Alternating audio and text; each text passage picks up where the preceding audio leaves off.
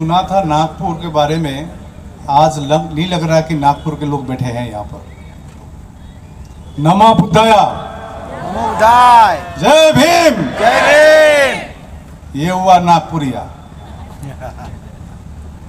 बिहार में मैं 3 साल से हूँ बिहार में, और मेरा टोन भी बिहारी हो गया, कलर भी बिहारी हो गया अभी।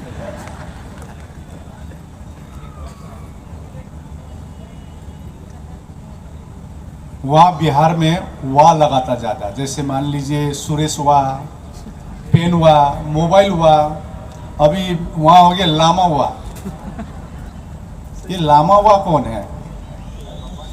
तो सबसे पहले आप सभी को धन्यवाद देने आया हूँ। यदि आज 110 दिन आंदोलन जारी है, आज आंदोलन का यदि नाक रखा है तो नागपुर ने रखा है, मैं ऐलान करना चाहता हूं।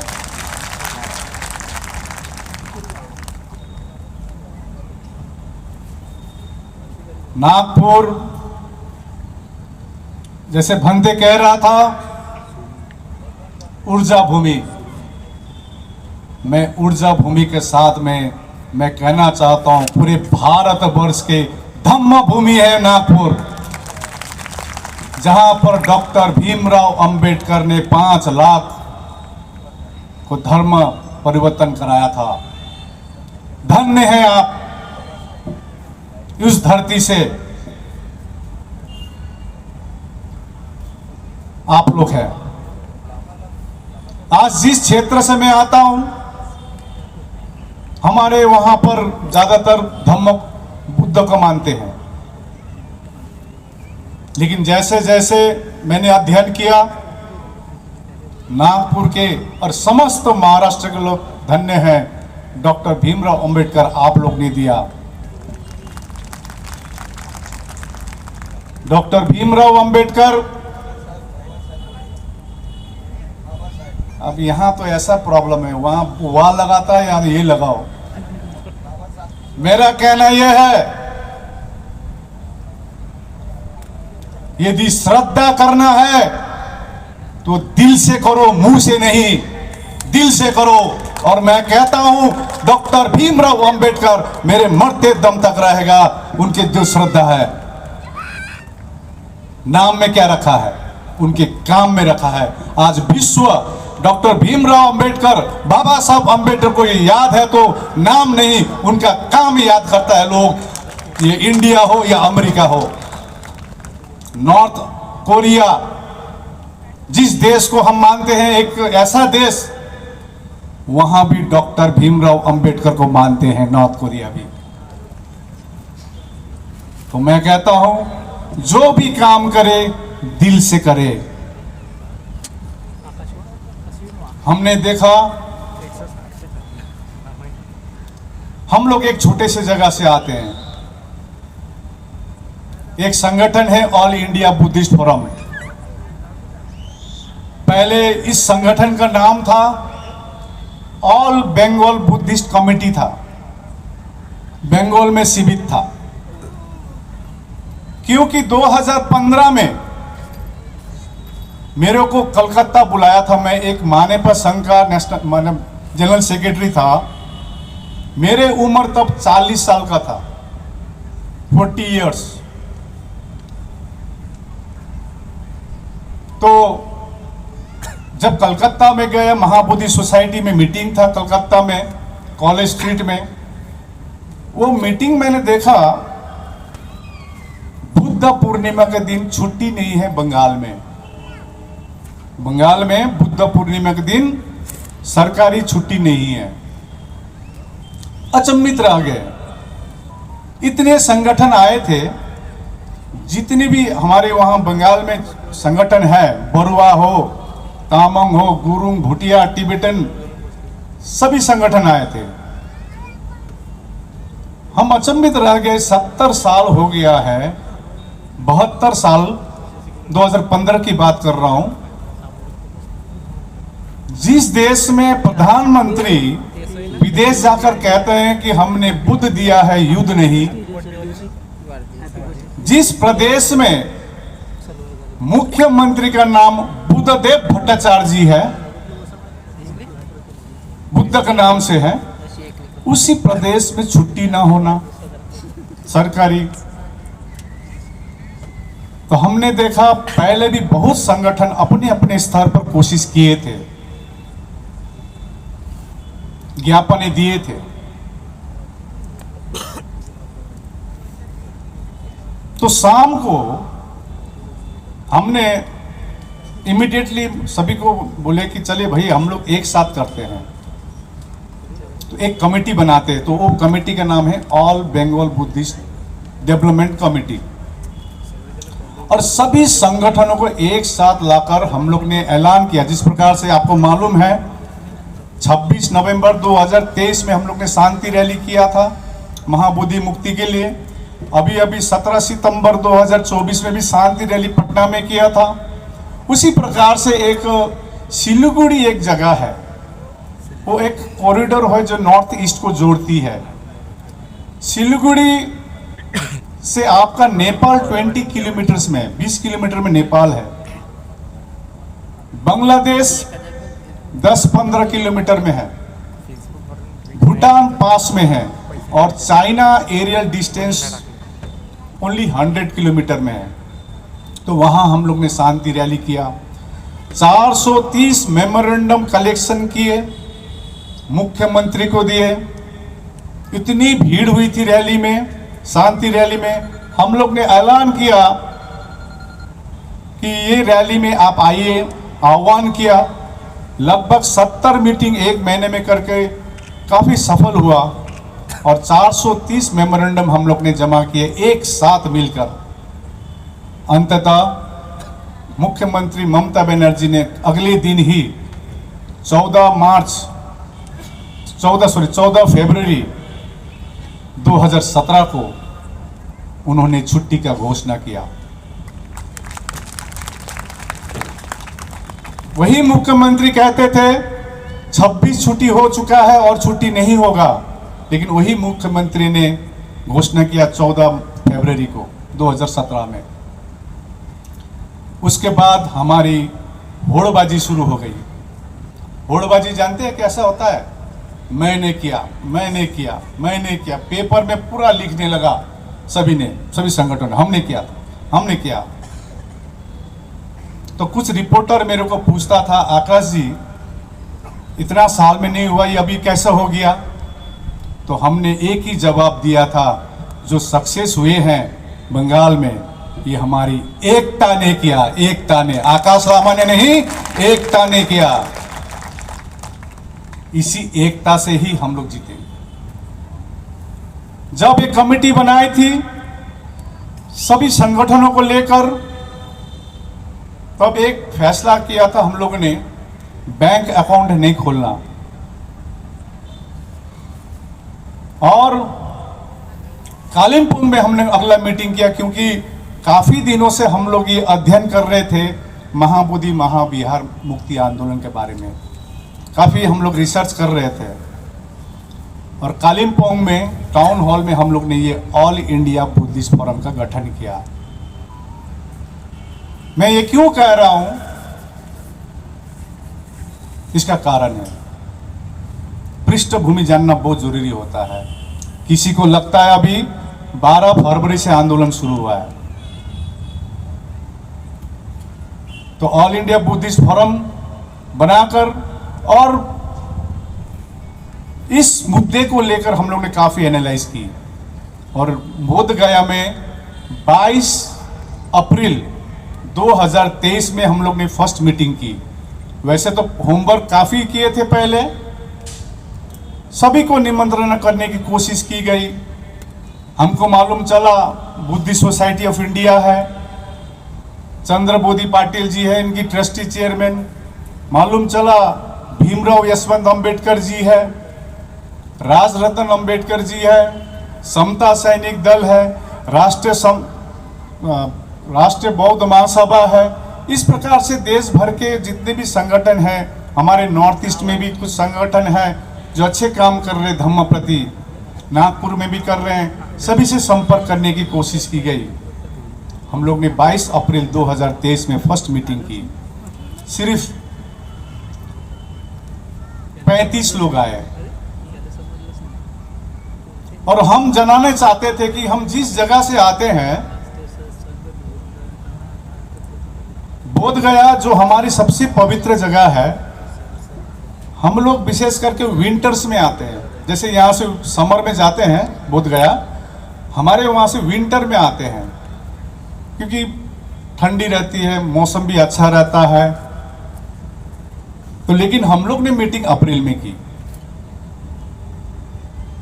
क्योंकि लोगों को जनाना था, धर्म को सीजनल धर्म मत बनाइए।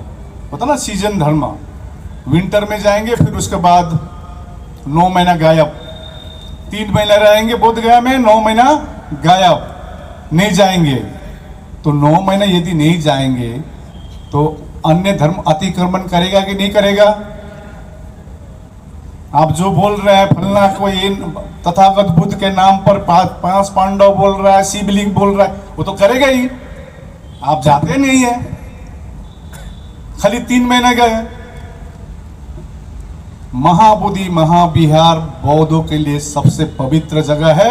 हम लोग को साल भर जाना चाहिए, साल भर, बारिश में हो या विंटर्स में हो या समर में, वो हमारी मक्का है। तो हम लोग ने मीटिंग की। अगला मीटिंग फिर 25 जून को रखे, जिसमें हम इसी बीच में एक विधायक है सतीश दास जी, उनसे संपर्क हुई।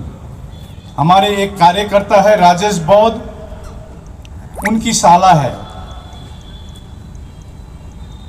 नेशनल माइनॉरिटी कमीशन में हमारी बुद्धिस्ट मेंबर रिंचेन लामो जी से संपर्क हुई, उनको पहले सिलीगुड़ी बुलाए, इस मुद्दे के बारे में रखे। तो 22 अप्रैल में जब प्रथम मीटिंग हुई थी तो हम लोग ने पाया कि कोई भी आंदोलन, मेरा प्रश्न है एक आप सबसे, कोई भी आंदोलन 134 साल लगता है? अब बताइए, लगता है? नहीं। लेकिन हमारे महाबोधि महाविहार मुक्ति के लिए 134 साल हो चुका है। तो इसका अध्ययन किया हम लोग ने। इससे पूर्व भंते सुरेश देसाई ने आंदोलन किया था 1991 में। ये फेल क्यों हुआ? हालांकि वो मूवमेंट को मैं फेल नहीं मानता हूं, क्योंकि उस आंदोलन के बदौलत ही बुद्धिस्ट सेक्रेटरी रखा गया, जो अभी हमारे साथ में है, Bhadant Pragyasheel Mahathero ji. He was the first Buddhist secretary. Bhante Suresh के आंदोलन की ये उपलब्धि है। लेकिन कमिटी में जो है बीटी एक्ट 1949, बोध गया टेम्पल एक्ट 1949, जिसमें लिखा है कि 9 मेंबर रहेगी कमिटी में, जिसमें सिर्फ 4 ही बौद्ध रहेंगे, 4 नॉन बुद्धिस्ट रहेंगे और डीएम रहेंगे चेयरमैन, और चेयरमैन भी नॉन बुद्धिस्ट रहेगा, ये लिखा गया। आप बीटी एक्ट 1949 कितने लोगों ने पढ़ा है? थोड़ा हाथ उठा के बताइए। बीटी एक्ट 1949 गूगल में अवेलेबल है, हाथ उठाइए, कंजूसी मत कीजिए। आप आज जिन्होंने नहीं पढ़ी है आप पढ़ लीजिएगा। बीटी एक्ट 1949 गूगल में अवेलेबल है। बोध गया टेम्पल एक्ट 1949, ये एक्ट जो बना है, हमारे बाबा साहब अंबेडकर ने जो संविधान दिया है, जो लागू हुई थी 26 जनवरी 1950 में, इससे पूर्व जो ये कानून है, ये बौद्धों के लिए नहीं बना है कानून। अब पढ़िए, अच्छी तरह से पढ़िएगा। तो हम लोग ने पाया भंते सुरेश का आंदोलन क्यों दब गई या दबा दी गई। उसका 2-3 मुख्य कारण हम लोग ने ये देखे। एक नंबर तो आंदोलन एक प्रदेश से एक केंद्रित था, विशेष करके महाराष्ट्र से। नंबर 2, हमारे जो हिमालयन बुद्धिस्ट है, जो नेशनल सिक्योरिटी के लिए बहुत इंपॉर्टेंट है। आप जानते हैं हिमालयन के जो लद्दाख, हिमाचल प्रदेश, सिक्किम, अरुणाचल प्रदेश, दार्जिलिंग, ये बहुत इंपॉर्टेंट है नेशनल सिक्योरिटी के लिए भी। यहाँ जो हिमालयन बुद्धिस्टों का इन्वॉल्वमेंट नहीं है, आंदोलन से कोई वास्ता नहीं है। तीसरा पाया सबसे इंपॉर्टेंट, सोशल मीडिया नहीं थी। हम लोग ने सुना था बहुत बड़ा आंदोलन हुआ है, लेकिन सोशल मीडिया नहीं थी, जो आज जो सुविधा है। तो हम लोग का चैलेंज क्या था? एक नंबर मैं आपको बताऊं, मेरे लिए चैलेंज क्या था? एक तो मेरा चेहरा मेरा चैलेंज था।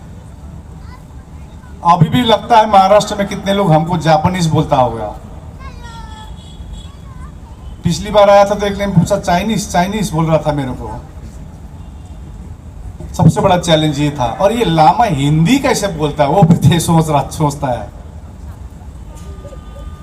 कहां से बोलता है ये हिंदी। मैं भी इंडियन हूं, पश्चिम बंगाल में घर है, दार्जिलिंग डिस्ट्रिक्ट में। दूसरा चैलेंज था लोगों को जोड़ना, संगठनों को जोड़ना। ये 3 सालों में, 2.5-3 सालों में यही काम करते रहे। तो हम लोग ने ऐलान किया 26 नवंबर संविधान दिवस के उपलक्ष्य में हम लोग शांति रैली करेंगे बोध गया में। आप भी सहभागी थे 2023 को। इसमें इतनी भीड़ आई, 22 राज्य के लोग आए। अभी हम जब डीएम से बैठे, डीएम बोल रहे थे, मैंने एक्सपेक्ट नहीं किया था कि 26 नवंबर 2023 में इतने लोग आएंगे, लेकिन शांतिपूर्वक हम लोग ने मांग रखा, मौन धारण किए, पीस रैली किए और सरकार को ज्ञापन दिया टू रिपील बीटी एक्ट 1949। मैं आपको एक चीज बताना चाहता हूं, ढुंगेश्वरी में कोई अतिक्रमण हो या महाबोधि में कोई अतिक्रमण हो, हमको जड़ को पकड़ना होगा। जड़, रूट कहां है? हमने पाया root is BT act 1949। BT act 1949 जड़ है। तो हम लोग एक ही निशाना रखे हैं, बीटी एक्ट 1949 निरस्त करो। That is our main demand and the whole committee member should be Buddhist. यही मांग है। संसार में किसी भी धार्मिक स्थल हो, मुसलमानों की मस्जिद हो तो मुसलमान ही कमेटी में रहते हैं। गोल्डन टेम्पल जो सिखों की सबसे पवित्र जगह है, वहां पर शिरोमणि गुरुद्वारा प्रबंधन कमेटी है। पूरी कमेटी में कौन है? सिख है। चर्च में कौन है? क्रिश्चियन है। हिंदू के मंदिर में कौन है? हिंदू है। लेकिन बौद्धों की सबसे पवित्र जगह महाबोधि महाविहार में सिर्फ 4 ही बौद्ध है। तो हमारी एक ही मांग रहना चाहिए, पूरी कमेटी में कौन हो? बौद्ध हो। यही मांग है, संवैधानिक मांग है। देखिए, मैं कह रहा था 134 साल लगा। भारत स्वतंत्र हुआ वो भी 200 साल लगे थे। 200 साल नहीं लगते यदि गद्दारों का लिस्ट बड़ा होता। एक चल रहा भी है, माहौल चल रहा है, लेकिन हम लोग शांति से, क्योंकि मैं हमेशा कहता हूं शांति ही क्रांति है, शांति ही क्रांति है। मैं हमेशा कहता हूं हमको होश में काम करना पड़ेगा। जोश अभी नहीं चाहिए, होश चाहिए हमको। होश में काम करना पड़ेगा और धरातल में काम करना पड़ेगा। ऑन द ग्राउंड काम करना पड़ेगा। फेसबुक और व्हाट्सएप पे काम करके कोई फायदा नहीं है। जैसे मैं 109 दिन बोध गया में था, आज 110वां दिन में भी अभी ग्राउंड में ही हूं। फेसबुक में मेरे को आपको नहीं दिखेगी मेरे को। और कुछ लोग हैं सोचते हैं फेसबुक व्हाट्सएप में ही सब कुछ मूवमेंट होता है। जैसा अभी प्रचलन चला है ना, फेसबुक में शादी करता है, फेसबुक देखकर शादी करता है, ज्यादा टिकता नहीं है। धरातल में काम कीजिए। और सबसे बड़ी बात है नियत साफ रखिए, इंटेंशन इस साफ रखिए। आज जब भी मैं प्रशासन से बात करता हूं, उन लोग सोचे थे कि 10 दिन में यह आंदोलन उठ जाएगा, लेकिन हम लोग ने प्रमाण किया, तथागत बुद्ध ने जो हमको ज्ञान दिया है, बाबा साहब भीमराव अंबेडकर ने जो मार्गदर्शन दी है, शांति का, करुणा का, मैत्री का, संवैधानिक प्रकार का, समानता का, भाईचारा का, इसी के आधार आज 110 दिन हो चुका है आंदोलन। और मैं कहना चाहता हूं तब तक जारी रहेगा जब तक बीटी एक्ट 1949 निरस्त नहीं होगा। मैंने सीधा ऐलान कर दिया है बिहार सरकार को, या तो आकाश लामा का लाश जाएगा बोध गया से, या तो बीटी एक्ट निरस्त करके ही हम दम लेंगे। फिर हम लोग ने नेशनल माइनॉरिटी कमीशन के साथ कई सारी मीटिंगें की, इतने ज्ञापन दी, इतनी प्रमाण दी, ऐतिहासिक प्रमाण दिया, फोटोग्राफ्स दिखाए सरकार को, पुराने पुराने फोटोग्राफ्स। आप कह रहे हैं वहां शिवलिंग है, वहां के गवर्नर कह रहे हैं कृष्ण का अवतार। अभी तो हद कर दिया ये साल तो, तथागत बुद्ध के बुद्ध पूर्णिमा के दिन में दूसरे पूजा कर रहे हैं, वो भी गवर्नर। कीजिए ना आप, सभी धर्मों के हम आदर रिस्पेक्ट करते हैं। मैं भी मंदिर जाता हूं, मैं भी मस्जिद जाता हूं, मैं भी गिरजाघर जाता हूं। जिस देश में हम लोग है यूनिटी इन डाइवर्सिटी, इसको फॉलो करते हैं हम, लेकिन दूसरों का धर्म को रिस्पेक्ट कीजिए। आप दूसरों की खीर खाएंगे और अपना चाय भी नहीं पिलाएंगे, अब ये बौद्ध सहेंगे नहीं। अब ये 21वीं सेंचुरी का बौद्ध है। हम महाबोधि महावीर मुक्त करके ही दम लेंगे। और इसका आगाज करने के लिए मैं नागपुर भूमि में आया हूं, और नागपुर दिखाएगा दिशा। लेकिन हम कहना चाहते हैं शांति से, भाईचारा से, संवैधानिक प्रकार से। फिर अगला हम लोग ने ऐलान किया 17 सितंबर अनागरिक धम्मपाल। आज अनागरिक धम्मपाल को हम लोग भूल गए।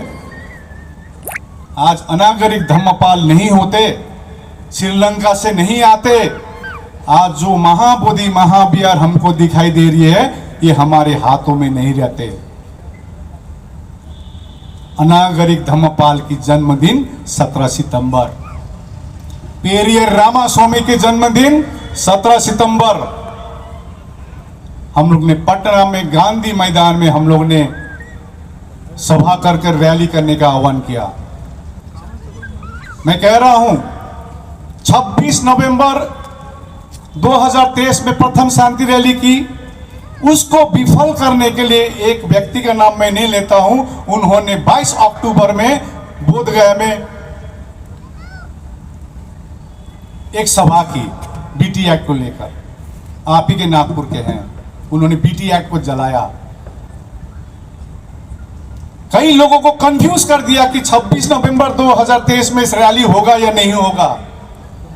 लेकिन हम दृढ़ संकल्पित थे। आकाश लामा वो लामा है जो लंबा लाइन खींचना जानता है, कंपटीशन नहीं, कोऑर्डिनेशन करना चाहता है।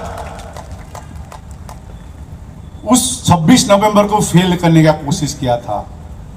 17 सितंबर को भी फेल करने का कोशिश किया गया। 2024 में जो रैली हुई, उसमें तो ऐसा माहौल निकाला कि आकाश लामा बाहरी है। क्या है?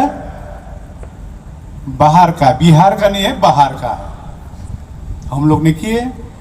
500 से भी ज्यादा संस्थाओं ने एक साथ मिलकर मुख्यमंत्री को ज्ञापन दिया। उसी दिन 40,000 से भी ज्यादा सिग्नेचर लेकर हम लोग ने दिए कि बीटी एक्ट को निरस्त किया जाए, महाबोधि महाविहार को मुक्त किया जाए। लेकिन सरकार मौन। तो हमारे पास विकल्प नहीं थी, एक ही विकल्प रह गया था, अनशन में जाना। तो हम लोग ने 12 फरवरी में 2025 को ऐलान कर दिया कि हम लोग अनशन करेंगे। परमिशन के लिए लेटर दिए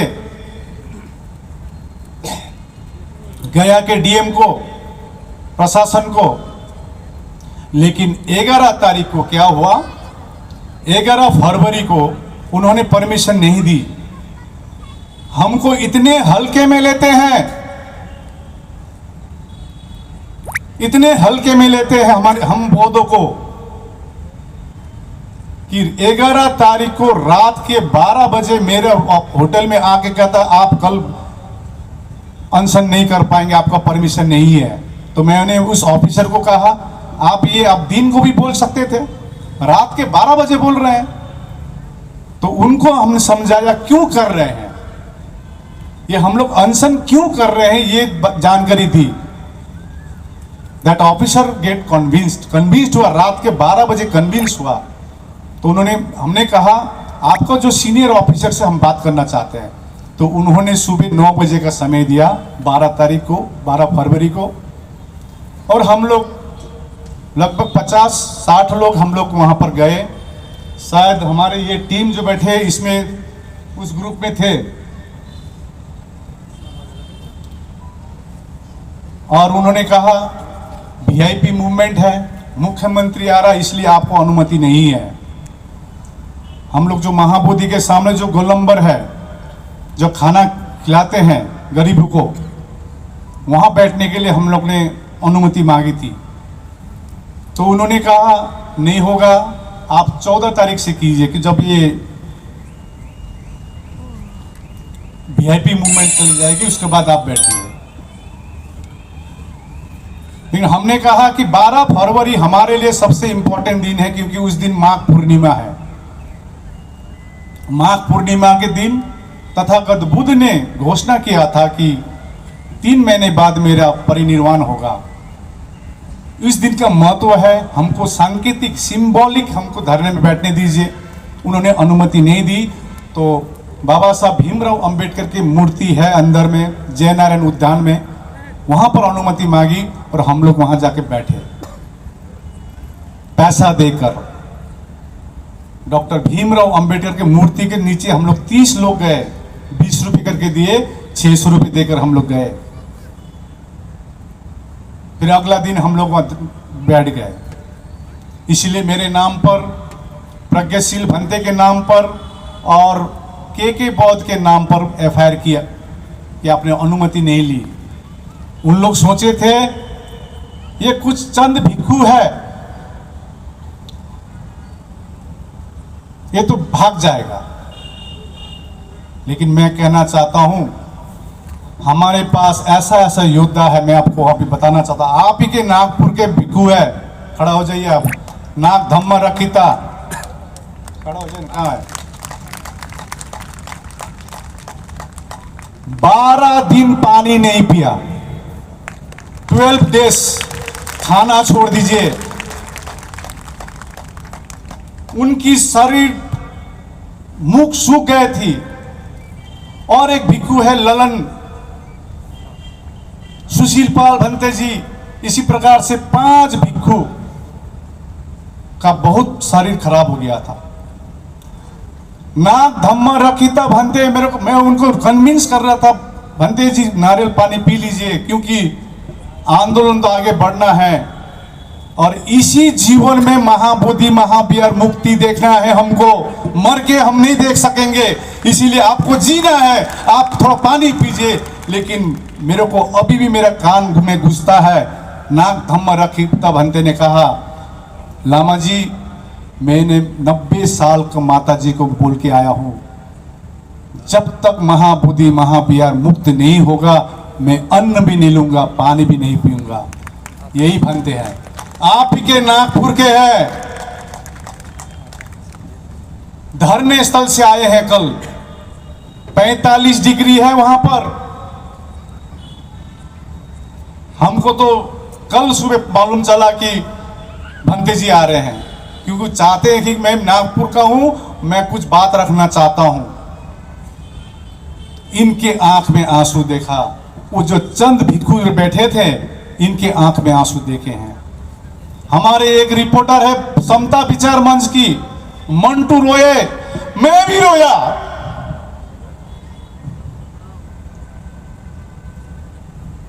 आप उस दिन का दृश्य सोचेंगे ना, आपका रोंगटे खड़े हो जाएंगे। और मैं यहां से बोलना चाहता हूं, एसी रूम में बैठकर लांछना लगाना आसान है, आप 10 दिन के लिए आइए महाबोधि महाबिहार के सामने, ये चैलेंज है आपको। बैठिए, जो वहां पर जो अवस्था है बिहार में, जो विपरीत परिस्थिति है वहां पर, अभी भी हमारे भिक्षु जो 12 फरवरी में जो भिक्षु थे वही भिक्षु अभी तक डटे हुए हैं। आप उनको सलाम करना होगा। देखिए, यदि कोई युद्ध जीतता है ऐसा भिक्षु चाहिए, व्हाट्सएप और फेसबुक का भिक्षु हमको नहीं चाहिए।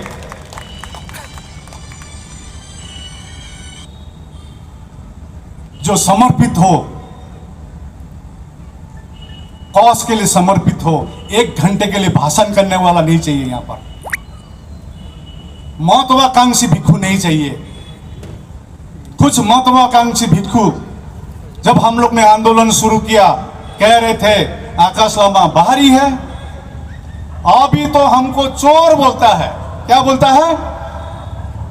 और लामा तो चुप है। लामा क्यों नहीं बोल रहा है? लामा नहीं बोलेगा। लामा तभी बोलेगा जब बीटी एक्ट 1949 निरस्त करके बोलेगा। देखिएगा, और मैं आपको आश्वस्त करना चाहता हूं, ये जो डोनेशन आपने एक एक पैसा दिया, एक एक पैसा का रसीद आपको मिलेगा। आप मेरा व्हाट्सएप नंबर लीजिए, एक एक रसीद आपको मिलेगा। और उस भिक्षु को पूछे जिनको आपने डोनेशन दिया, एक पैसा भी अभी वक्त धरने में जमा नहीं किया है। प्रश्न कीजिए।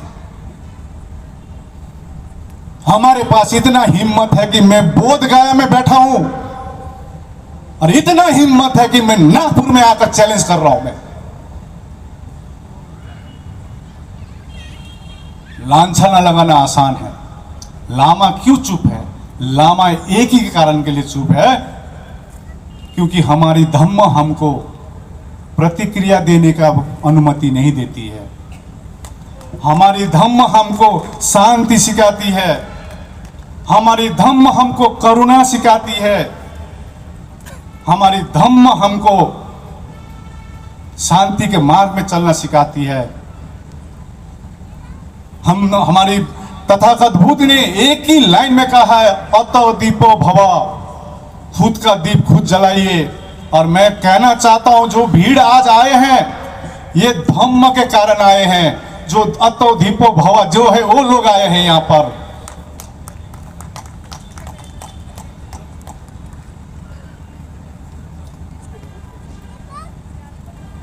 प्रशासन मानते हैं ये आंदोलन संवैधानिक प्रकार से चल रही है,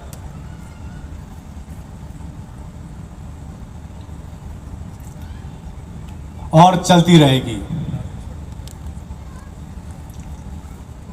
हमने जब यहां पर 2 नाम है, देखिए नागपुर का नाम आ रहा है, मैं यहां से दिख पा रहा, क्योंकि 3 चूल्हे उठे थे, 3 चूल्हे खड़े हुआ हो ये देख, और जयंती जी खड़ा हो जी, मैं दोनों को दिखा अभी।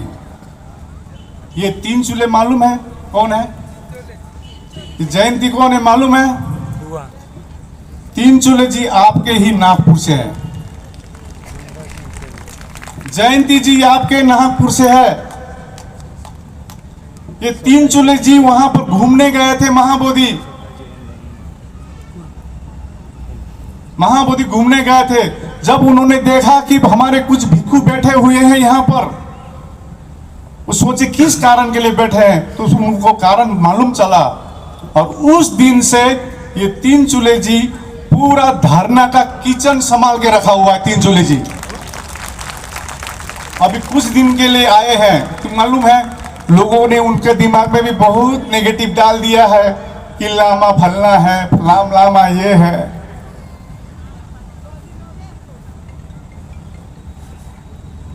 ये जयंती जी खड़ा हुई आप, ये भी आपके जगह से है। मैं अभी दिखा यहाँ से, इतनी उम्रदार होते हुए भी किचन का जितना खाना परोसना है, देना है, भिक्षु को खिलाना है, मैं हमेशा देखता हूं इतने एक्टिवली काम करती है।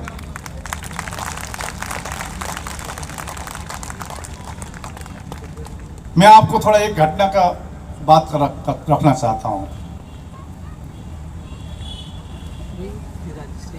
अभी जो 4 मई में हम लोग ने एक संकल्प किया कि धम्मचारिका करके हम लोग पटना जाएंगे। हम लोग गए, 300 भिक्षु लेके गए थे।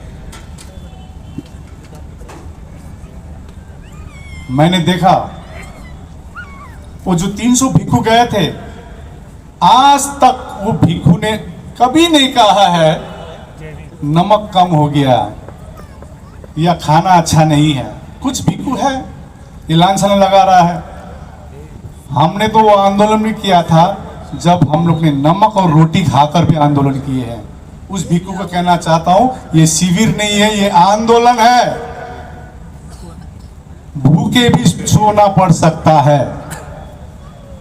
और हमारे जो भंते सुरेश देसाई के आंदोलन के समय में आपको जानकारी दूं, उस समय बोधगया में दुकान बंद कर दी गई थी, पानी की सप्लाई बंद कर दी गई थी। आंदोलन ऐसा होता है। तो हमने जो देखा 300 भिक्षु कोई 75 साल के थे। पटना में एक जगह है हड़ताली मोड़। हड़ताली मोड़, वहां पर मतलब उसको जो भी आप प्रोसेसन करते हैं वहां रोक देते हैं। लेकिन हम लोग ने हिम्मत करके सीएम हाउस के पास पहुंचे, वहीं बैठ गए जहां बैरिकेड लगी थी। और मैंने देखा एक भिक्षु कह रहे थे 2000 भिक्षु चलना है, वो भिक्षु तो आए ही नहीं। 180 चीवर का भी ले लिया, पैसा भी लिया, लेकिन चले नहीं। लेकिन हमने एक चीज पॉजिटिव पॉइंट क्या देखा, युद्ध जीतने के लिए हमको इस टाइप का भिक्षु चाहिए। बहाना करने वाला भिक्षु नहीं चलेगा। जिसको नमक कम हुआ, जिसको खाने में नहीं मिला है, और 3 चूल्हे जैसा वर्कर चाहिए, जयंती जैसा वर्कर चाहिए, तब जाकर हम लोग आंदोलन जीतेंगे।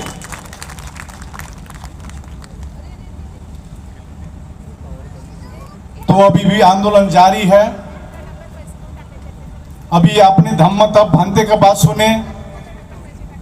आज बीच में 9 तारीख को, 9 मई में जब हम लोग वहां से आए, पटना से आए, इंडिया पाकिस्तान का एक युद्ध का आप जानते हैं, उसको आधार बनाते हुए धरने को बंद करने की कोशिश की प्रशासन ने। हमने कहा, बाबा साहब भीमराव अंबेडकर ने एक शब्द कहा है कि मैं प्रथम भारतीय हूं और अंतिम भारतीय हूं। इसी आधार पर प्रशासन की बात मानी और ये धरने को थोड़ा छोटा बनाकर उस युद्ध के जो सिचुएशन थी, जब युद्ध की जब ये हो जाएगी, नॉर्मल हो जाएगी, तो फिर हम लोग बड़े पैमाने पर धरना करेंगे। कितनी बार मीटिंग हुई डीएम के साथ, धरने को बंद करो, बंद करो। मैं कहना चाहता हूं, यहां पर सुनील सारीपुत्र जी खड़ा हो जाइए। चंद्रबोधी पाटिल जी ये खड़े हो जाइए, प्रकाश दार्शनिक के खड़े हो जाइए। मैं यहाँ तो देख पा रहा हूँ अंते जी, डॉक्टर चंद्रकीर्ति जी, इसी प्रकार धम्मा तब भंते जी, और भी भंते थे और भिक्षुनी भी थे। हम लोग ने कहा पेंडल हम लोग नहीं तोड़ेंगे, लेकिन पेंडल तोड़ने के लिए वो विवश थे। लेकिन अगले दिन ही 10 मई को युद्ध विराम हुई, सीज फायर हुई। तो हम लोग ने ऐलान किया था अब धरने और बड़ा होगा।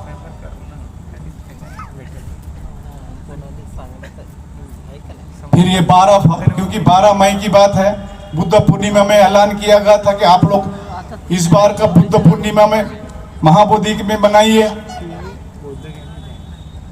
और काफी भीड़ थी।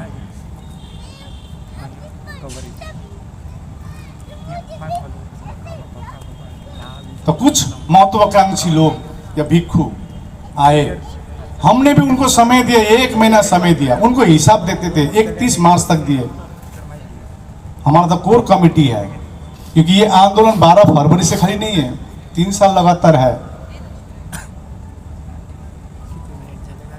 आंदोलन शुरू करने से पहले मैं सोचता था हमारे बीच में इतनी बड़ी बड़ी संगठन है, बुद्धिस्ट सोसाइटी ऑफ इंडिया, समता, क्यों चुप है इस इशू पर? तो कम से कम एक कोशिश की है। हमारा टारगेट था लोगों को जोड़ना, संगठनों को जोड़ना, और सबसे बड़ी चैलेंज क्या थी? एक चैलेंज नहीं, टारगेट थी। मैं टारगेट बोलता हूं, I won't say challenge, I will say target, कि बीटी एक्ट 1949 लोगों में पहुंचाना। और बीटी एक्ट 1949 आज के दिन में घर घर में मालूम है। बोध गया टेम्पल एक्ट 1949 क्या है, इसमें हम लोग सक्सेस हुए हैं। ये चैलेंज थी, ये टारगेट थी। और अगला टारगेट है बीटी एक्ट 1949 को निरस्त करना। और मैं आपको आज पवन भूमि नागपुर में बोल के जा रहा हूं, ज्यादा दिन नहीं है, सिर्फ 2 महीने से 3 महीने वेट कीजिए, बीटी एक्ट 1949 निरस्त करके हम लोग दम लेंगे।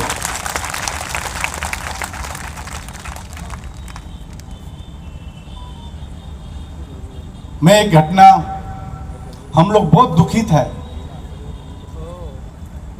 कोई एक श्रामनेर मीनाचार्य जी को अरेस्ट हुआ है, हम लोग बहुत दुखित है। उस शाम की मैं थोड़ा घटना आपको जानना चाहता हूं। हमने पहले दिन से वहां पर ऐलान किया था कि जो भी करे धरने स्थल पर ही करे, हम लोग जो भी हो धरने स्थल पर हो, बाहर में कुछ हम लोग ज्यादा ना करें। इसी अंदर में, और जो अंदर आते थे मैं उनको दोस्त मानता था, अपने लोग मानता था। लेकिन मेरे साथ फोटो खिंचाकर, देश में भ्रमण कर कर, क्यूआर कोड देकर पैसा उठाने का काम किया। लेकिन मैंने कुछ नहीं कहा, क्योंकि मेरे को मालूम था मैं बुद्ध गया छोड़ना नहीं है मेरे को।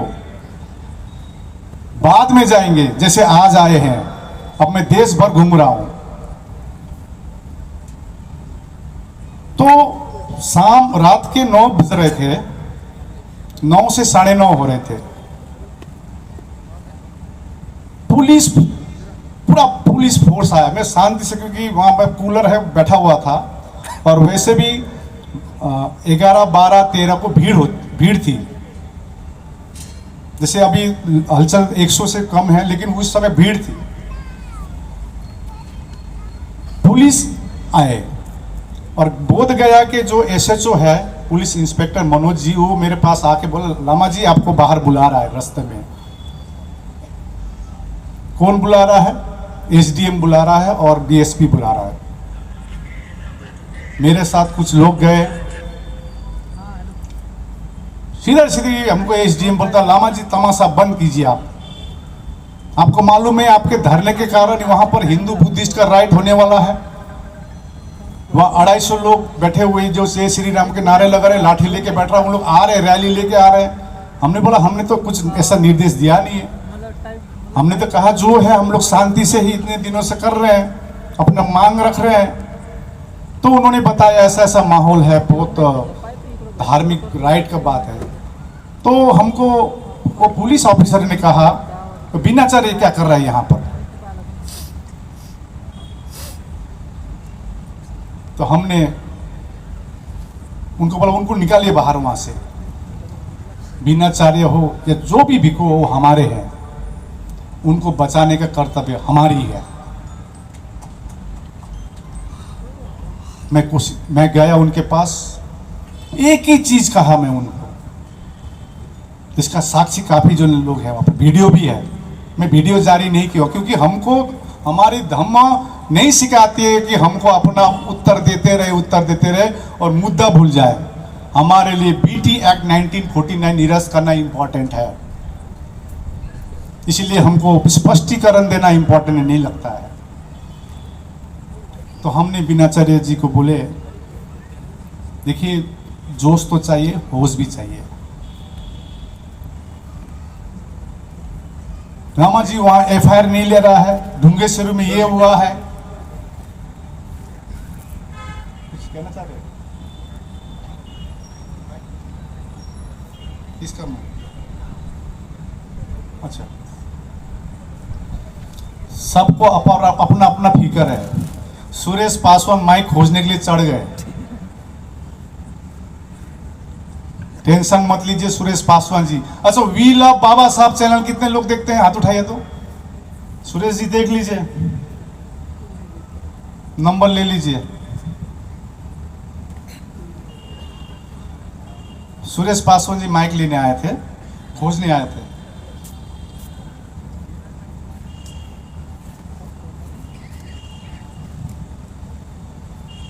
तो उनको मैंने कहा लामा जी ढुंगेश्वरी में ऐसा हुआ, वैसा हुआ, ऐसा हुआ। तो मैं उनको कहा देखिए होश से काम करना पड़ेगा। हमारे पास बोध गया में कमेटी है, उस कमेटी को काम में लगाया गया है, क्योंकि लोकल लोग पहचानते हैं ना एक दूसरे को अच्छी तरह से। वो कमलेश जी है, के बौद्ध जी है, इस प्रकार से भीम आर्मी के सौरभ जी है। हम लोग ने एक कमेटी बनाकर बोले थे आप ढुंगेश्वरी में जाइए। किसने लाठी दिखाया? तो उनको हमने समझाया देखिए ये कमेटी है, वो रिपोर्ट देगा, उसके बाद हम लोग कुछ काम उसके आधार पर एफआईआर करना नहीं करना, क्या करना है, क्योंकि हमको कानून हमारे लिए इम्पोर्टेंट है। कानून के हाथ बहुत लंबा भी होता है।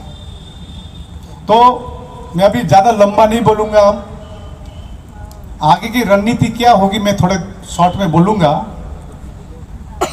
तो उस दिन उनको कहा आप एक काम कीजिए, आप पीछे चले जाइए। देखिए आप भी बाहरी है, मैं भी बाहरी हूँ, और जितने महाराष्ट्र थे वहाँ के जय भीम बोलो बाहरी है। आप लोग पीछे जाइए, शांति से सोइए, क्योंकि हमको मालूम था पुलिस ने उनको भगाया। जिस प्रकार से वो बैठा हुआ था पर पसीना पसीना हुआ था। तो माहौल 9:30 से 11:30 हो गया, माहौल को शांत हुए। हम लोग ने लाइट बंद की।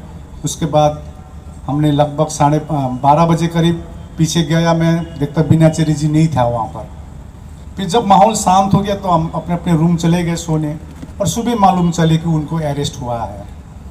अगले दिन ही वो अरुण गौतम को मैंने फ़ोन किया, जो धाकड़ टीवी को, क्या हुआ?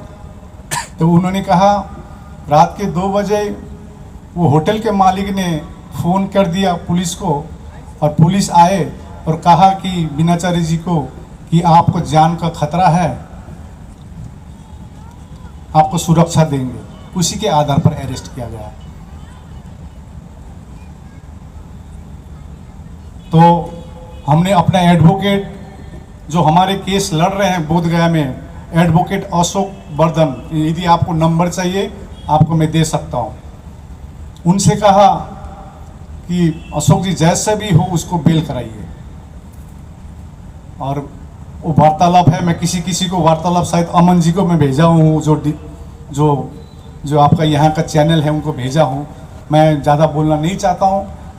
देखिए मैं एक ही चीज़ कहता हूँ, आज इतने रात हुए आप लोग यहाँ पर डटे हुए क्यों मालूम है ना? हमको महाबोधि महाविहार मुक्ति चाहिए, वो हमारे लिए इम्पोर्टेंट है। और जब इस धरती से, इस संसार से जब हम लोग जाएंगे यहाँ से, उस समय कम से कम कह सकेंगे कि हमने तो कोशिश किया, किसी के दान के रूप में, किसी ने आंदोलन के रूप में कोशिश किया है, तो अंतिम दिन के लिए काम कीजिए। और मैं इसी बीच में 10 मार्च में हम लोग ने रीट पिटीशन फाइल की। पिछली 1 साल से शैलेश जी से बात चल रही थी, जब भंते सुरेश देसाई ने जो रीट पिटीशन फाइल किया था उसको हम लोग स्टडी कर रहे थे, तो हमने आनंद जी को मिला, आनंद जोंडाली जी को, जो सुप्रीम कोर्ट के एडवोकेट है, उनसे बात करते हुए हमने कहा अलग से रीट पिटीशन नहीं डालना है। वो जो भंते सुरेश देसाई ने जो रीट पिटीशन डाले हैं वो 12-13 साल क्यों लग गया हियरिंग के लिए। तो ये इंटरवेंशन उन्होंने भी खुद किया है और हम लोग ने भी किया है। और आपको बता दूं, in the history first time 16 मई में हियरिंग हुआ है, फर्स्ट टाइम। और 29 जुलाई डेट दी है फाइनल हियरिंग के लिए। ये कोई एक आकाश लामा के लिए नहीं हुआ है हियरिंग, ये हमारी सामूहिक कलेक्टिव एफर्ट के लिए हुआ है। मैं कहना चाहता हूं कलेक्टिव एफर्ट, और हम लोग कलेक्टिवली ही 29 जुलाई को हम लोग अपने पक्ष पर ये करके रहेंगे, ये आपको जानने आया हूं। और धरना हम लोग कंटिन्यू रखेंगे जैसे भी परिस्थिति हो। जैसे आज लाइट काट दी, पानी काट दो, कितना काटोगे? गला काटना चाहोगे गला भी काटो, लेकिन हम लोग महाबुद्धि महाबिहार मुक्त करा के रहेंगे। ये स्ट्रैटेजी हम लोग बनाए हैं। और आप लोग ने जो आज दान दिए है, आपसे मैं आश्वस्त कराना चाहता हूं, इसका एक एक पैसा का आपको हिसाब मिलेगा। यदि यहां से मेरे को बताइए आंदोलन में कितने लोग गए, हाथ उठाइए। काफी लोग गए हैं, इसलिए मैं कहता हूं नागपुर ने ही मेरा नाक रखा है। वहां पर कॉपी है, पूरा हिसाब देख सकते हैं, कितना बैंक में है, कितना कैश इन हैंड है। हमारे जो 25 लोगों की कोर कमेटी है उनको जाती है हिसाब। हम तो प्रश्न नहीं करते हैं। देश में ऐसा भी संगठन है, करोड़ करोड़ पैसा आ रहा लेकिन कोई पूछता भी नहीं है उसको। यहाँ पर 80-84 लाख रुपए आया और खर्चा इतना 44 लाख रुपए हुआ है, जिसमें 23-24 लाख रुपए आपका बैंक में है जो फ्रीज है, 12-13 लाख रुपए जो हाथ में कैश है। लास्ट 1 महीने से पूरा माइनस माइनस माइनस माइनस चल रहा है, सिर्फ 11, 12, 13 छोड़कर अभी भी माइनस चल रही है। और पूछता है फलना चोर हुआ, फलना डटे, फलना हटे। भाई इतिहास आने वाले जेनरेशन आपको प्रश्न करेगी। मैं हमेशा कहता हूं एक कथा, एक कहानी, वो चिड़िया की कहानी अभी भी कहा था मैंने। जब जंगल में आग लगी थी, एक छोटी सी चिड़िया ने आग बुझाने के लिए अपनी चोंच से वो आग बुझाने का कोशिश किया, अपना थोड़ा पानी लिया, तो बंदर हंस रहे थे, हाथी भाग रहे थे। हाथी ने कहा भाग भाई, तू छोटा सा चिड़िया है, तेरा पंख जल गया है। तो उस छोटी सी चिड़िया ने कहा कि जब ये जंगल की आग की इतिहास लिखी जाएगी, उस समय मेरा नाम आग बुझाने में होगा, आग भागने में नहीं होगा। जब ये बात कही तो हाथी को समझ में आया, तो हाथी ने अपने सूंड से नदी से पानी लाकर आग बुझाने लगे। 100 हाथी आए, 200 हाथी आए और जंगल की आग बुझाई है। इस कहानी से मैं एक कहना चाहता हूं, मैं आह्वान करना चाहता हूं नागपुर के वो हाथी को। नागपुर में बड़े बड़े हाथी हमें सुना था, आइए छोटा चिड़िया तो कोशिश किया, लामा एक चिड़िया है, छोटा चिड़िया, उसने कोशिश किया, बड़े बड़े हाथी आइए और आग बुझाइए, महाबोधि महाबिहार को मुक्त कराइए, बीटी एक्ट 1949 को निरस्त कराइए। ये आह्वान करने में आया हूं और देश भर घूमूंगा। आज का मैसेज क्लियर जाए पूरे देश भर। आप एक आकाश लामा को रोकेंगे, नागपुर 1000 आकाश लामा पैदा करेगा। ये आप सरकार को जनाना चाहते हैं। मैं ज्यादा ना बोलते हुए, हालांकि मैं ज्यादा ही बोल दिया, मालूम है मेरे को। आपने सहा सुना। अगला रणनीति बहुत कुछ है, लेकिन रणनीति टीवी में ओपनली बोली नहीं जाती है।